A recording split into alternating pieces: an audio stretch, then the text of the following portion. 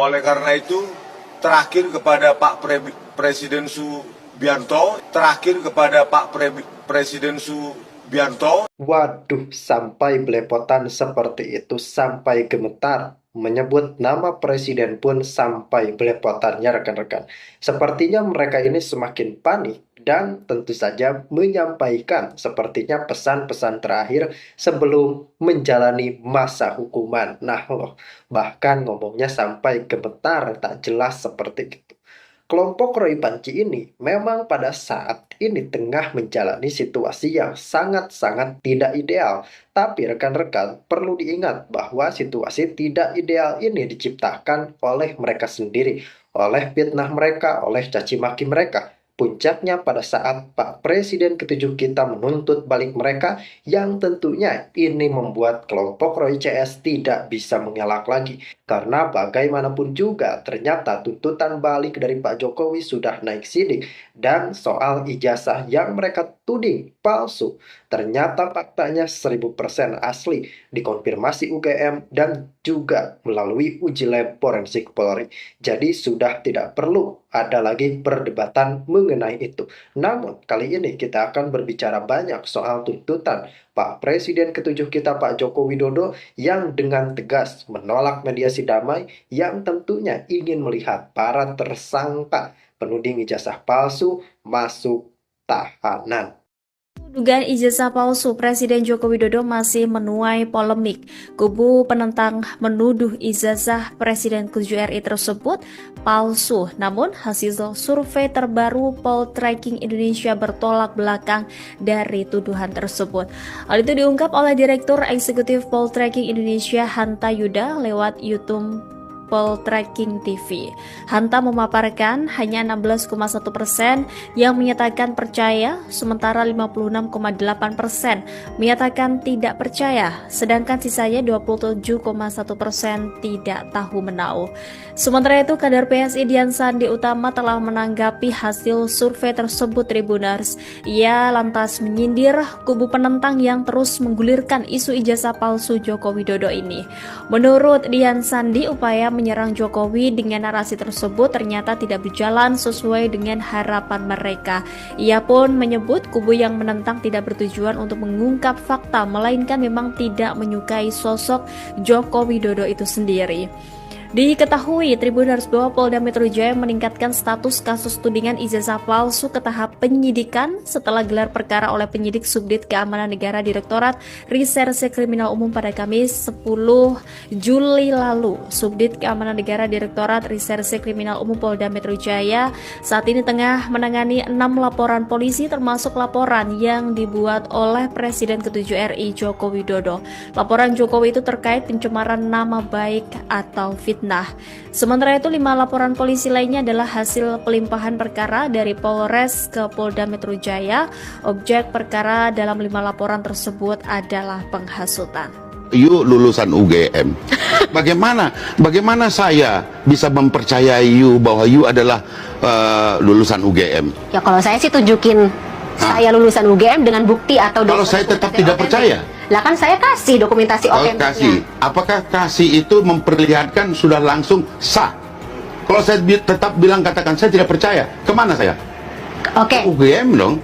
Atau ke UGM. Aparat, Ke UGM dong. Karena UGM yang mengeluarkan ijazahnya. Saya tanya ke UGM, oh betul dia lulusan sini. Apakah saya masih harus juga tidak percaya? Oke, iya. Kalau misalnya tidak percaya berarti kan laporkan ke polisi. Polisi sebagai institusi negara. Hak dari yang menuntut begitu ya, Bang ya. Ketika juga sudah di sana mengatakan, oh ini sudah identik sama. Oke. Apalagi yang harus saya lakukan? Oke. Nanti kalau ditunjukkan, apakah kemudian menyelesaikan itu juga tidak? Karena apa? Sama dengan you perempuan atau laki-laki. Kan itu sangat privat gitu. Dan menurut saya tidak ada kewajiban untuk memperlihatkan. Tapi lo percaya nggak Jokowi terpilih bukan karena partai? Perolehan dia dengan perolehan partainya jauh perolehan dia. Dia sekarang ledekin Jokowi nggak ngapa-ngapain. Ini Pak dipaksa intervensi langsung oleh presiden sampai ke sana. Jadi Presiden Jokowi itu berjasa buat kita. Selesai udah ijazah Jokowi 99,9% palsu. Oke. Udah ada bukunya kok. Wahai orang-orang yang beragama Islam yang ada iman, ingatlah, Anda tidak boleh berbuat zalim baik kepada seorang muslim maupun non-muslim. Anda kelak di hari akhir akan diadili gantian. Anda telah berbuat zalim. Anda tidak bisa berdalih. Kalian kalau nggak mau silakan banding. Kalau nggak setuju silakan kasih. Tidak bisa begitu. Karena putusan yang diputus di sini ini nanti akan diadili kembali. Dan kami terus terang tertuduh selama ini. Kami kira. Polisi menetapkan seorang anggota DPRD Kabupaten Lampung Selatan, Supriyati, sebagai tersangka penggunaan ijazah palsu pada pemilihan anggota legislatif pemilu 2024. Anggota DPRD tersebut telah menjabat selama 4 bulan. Ya, Direktorat Reserse Kriminal Khusus Polda Lampung menetapkan seorang anggota DPRD Kabupaten Lampung Selatan, Supriyati, menjadi tersangka penggunaan ijazah palsu. Tersangka Supriyati menggunakan ijazah palsu untuk mendaftar pada pemilihan anggota legislatif pemilu 2024, daerah pemilihan 6 meliputi Kecamatan Tanjung Bintang, Tanjung Sari, dan Merbau Mataram. Dalam kasus ini, anggota fraksi PDI Perjuangan yang baru menjabat 4 bulan sebagai anggota DPRD tersebut menjadi tersangka bersama Ahmad Sahrudin yang merupakan Kepala Pusat Kegiatan Belajar Masyarakat Bougainville yang menerbitkan ijazah paket C palsu.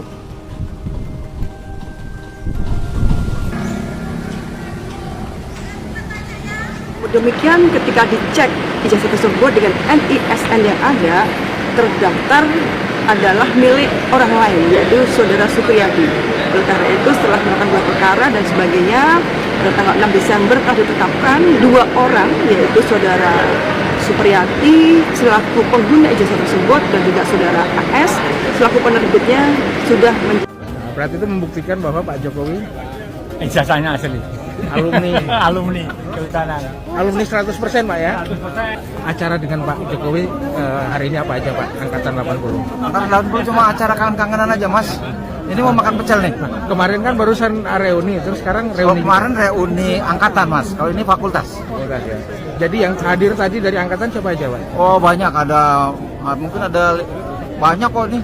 Ini angkatan kita mau makan pecel nih, kalau mau lihat nanti di sana. Mau makan pecel nanti Pak. Oh. Ya? Terus ini ada acara apa lagi Pak? Hah? Enggak ada acara apa lagi. Ya, cuman mau kangen-kangenan aja. Kalau dulu reuni satu angkatan saya doang. Kalau sekarang fakultas. Fakultas ya. Semakin membuktikan bahwa Pak Jokowi memang alumni. Lo memang alumni kok. Wong gendeng yang bilang ke alumni itu.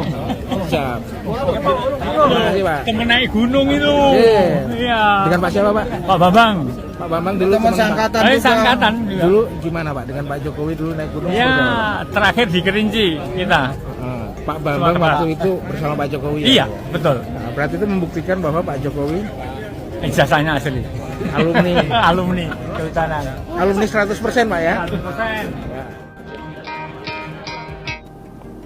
Saya sempat tanya, Mas Wapres, izin, kenapa saya dipanggil? Saya hanya anak sulung Mulyono di ruang konsensus. Nah itu Pak, saya karena sering menonton anak sulung Mulyono, saya ingin berdiskusi dan saya ingin sharing. Jadi bagi teman-teman yang kebetulan menjadi pelanggan atau pecinta ruang konsensus, ternyata platform kita ini yang ada di kanal Zulfanlin dan Unpacking Indonesia itu pertama benar pasti ditonton oleh Pak Jokowi, Pak Prabowo, dan ternyata ini juga ditonton oleh Mas Gibran. Bagi saya ini surprise, nih kan.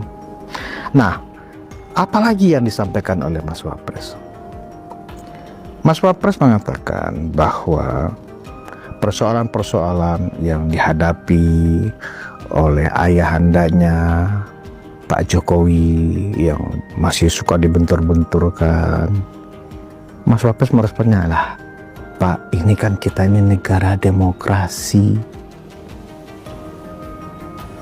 ya biarkan saja, kan ada mekanisme hukum bahwa saya, Bapak, Pak Prabowo dituduh A, B, C, D, ya itu sudah biasa.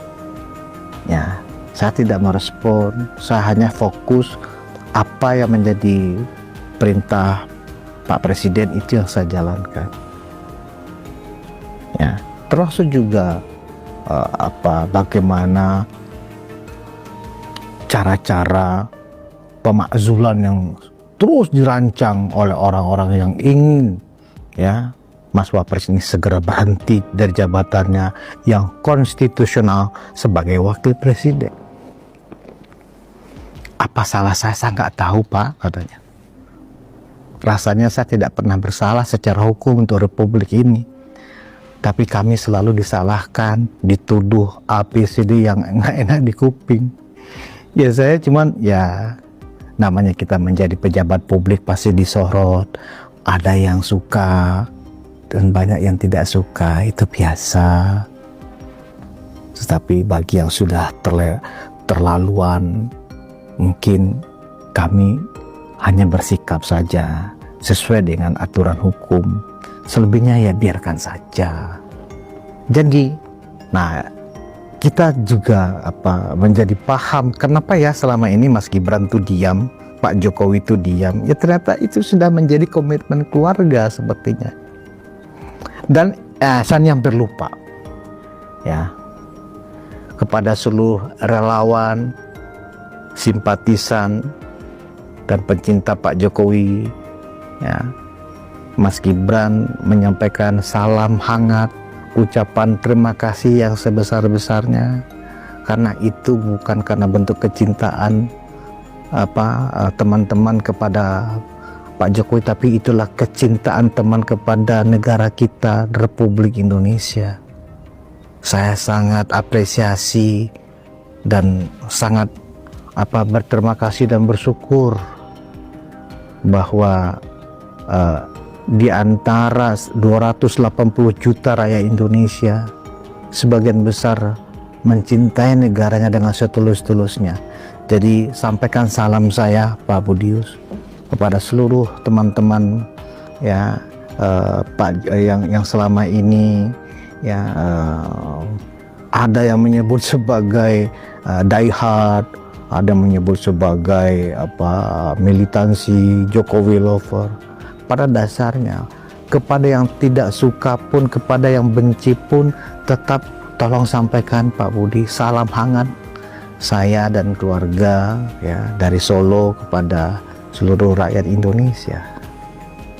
Saya tidak tersinggung, saya tidak sakit hati ya atas macam-macam meme, ejekan, hinaan. Ya, itulah resiko ya sebagai kita tokoh publik. Saya benar-benar luar biasa.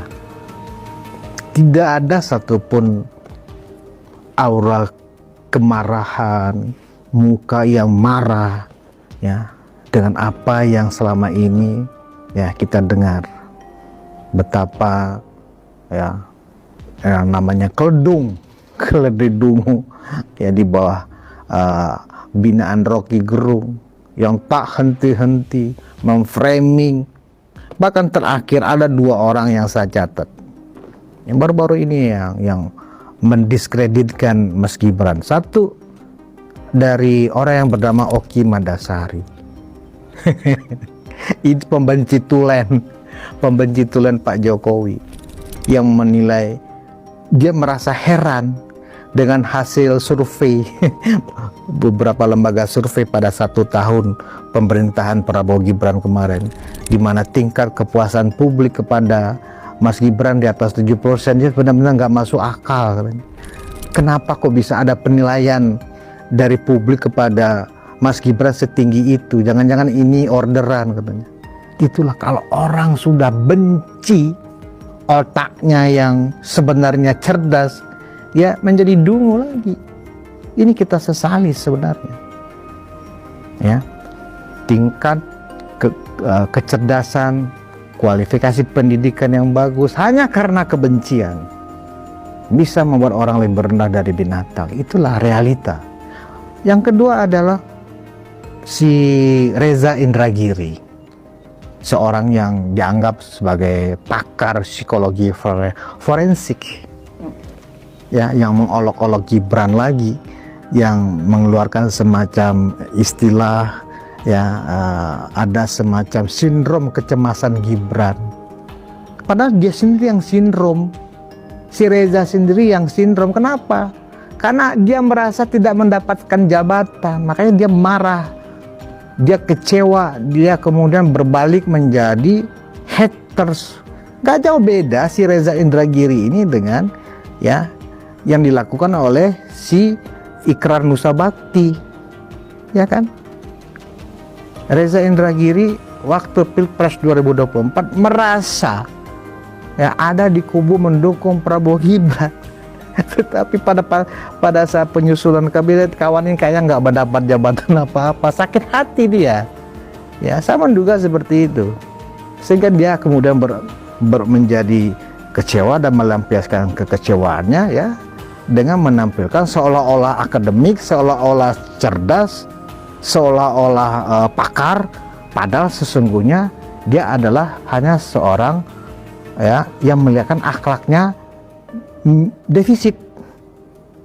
Orang yang akhlaknya surplus, pasti tidak ada sedikit pun umbaran kebencian yang akan keluar dari mulutnya.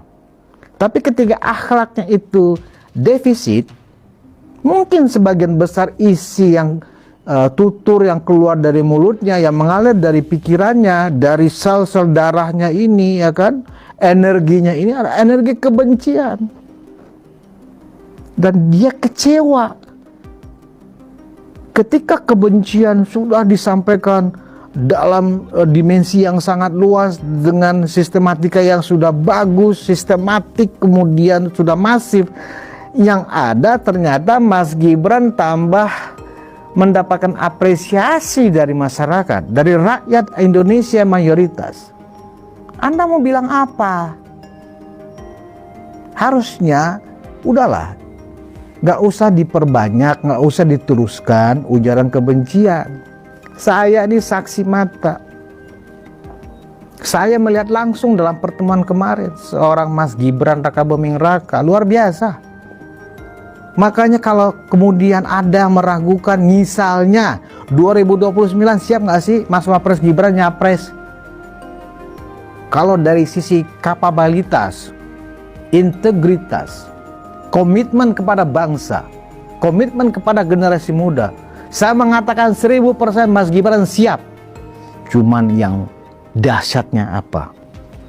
Mas Gibran mengatakan ketika hal itu saya coba sentil sedikit, enggak Pak, aku nggak kepikiran Pak. Tugasku yang penting saat ini bagaimana menyelesaikan tugasku bersama Pak Prabowo. Aku manut aja. Nggak, yang lain nggak kepikir. Tapi Mas Wapres banyak yang mendukung. Terima kasih atas dukungannya. Sampai tertawa tersenyum. Terima kasih atas dukungan. Artinya apa? Memang, ya, apa yang selama ini kita dengar juga dari cerita-cerita orang-orang yang lebih dekat lebih dulu dengan Mas Gibran itu betul.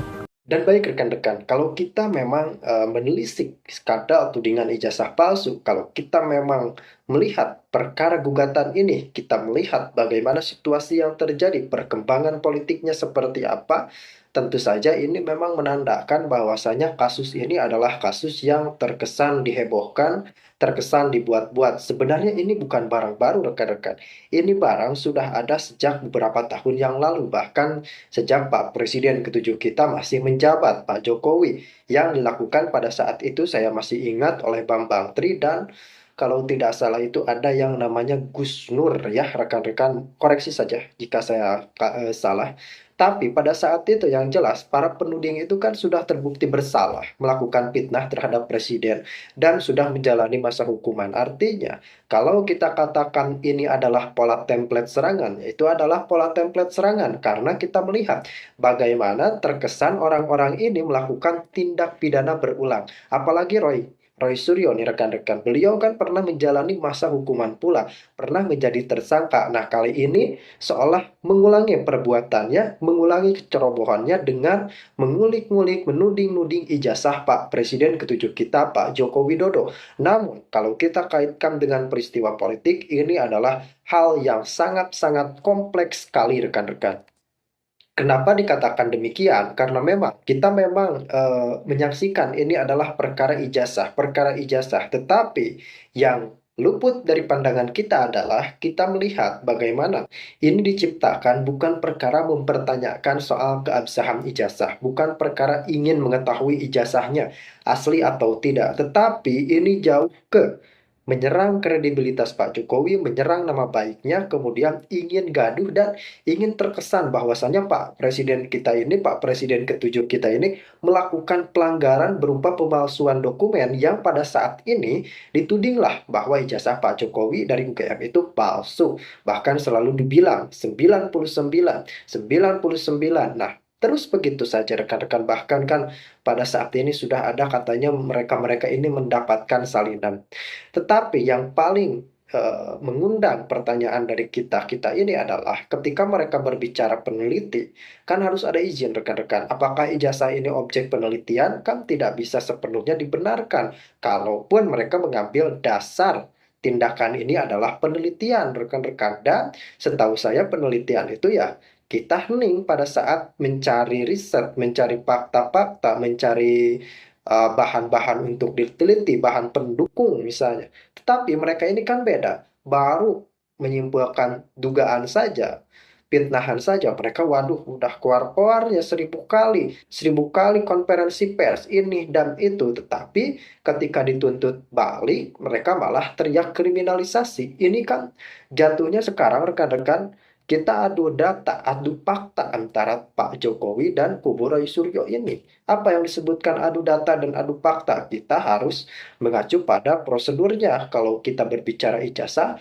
ya kita tanyakan kepada UGM konfirmasinya bagaimana soal ijazah Pak Jokowi, asli atau palsu. Dan UGM berkata, oh ini asli, 1000% asli, tidak ada keraguan. Nah dari sini, pihak penuding ataupun pihak-pihak lainnya itu di luar sana yang gaduh, harusnya tidak mempermasalahkan lagi rekan-rekan, karena kan sudah ada keterangan dari UGM. Rekan-rekan ini yang mengeluarkan ijazah tersebut saja sudah mengkonfirmasi asli. Mau dikata apa rekan-rekan? Adapun ya fitnahan-fitnahan berarti itu mereka murni bukan mempertanyakan keabsahan, tetapi murni melayangkan fitnah, murni melayangkan kegaduhan untuk menyerang Pak Jokowi. Karena kalau dibilang mau mempertanyakan, mau membuktikan, bukti dari UGM, hasil uji lab forensik Polri sudah sangat lebih dari cukup. Maka dari itu Pak Jokowi kan melakukan tuntutan balik. Nah ini posisinya Pak Jokowi sangat kuat sekali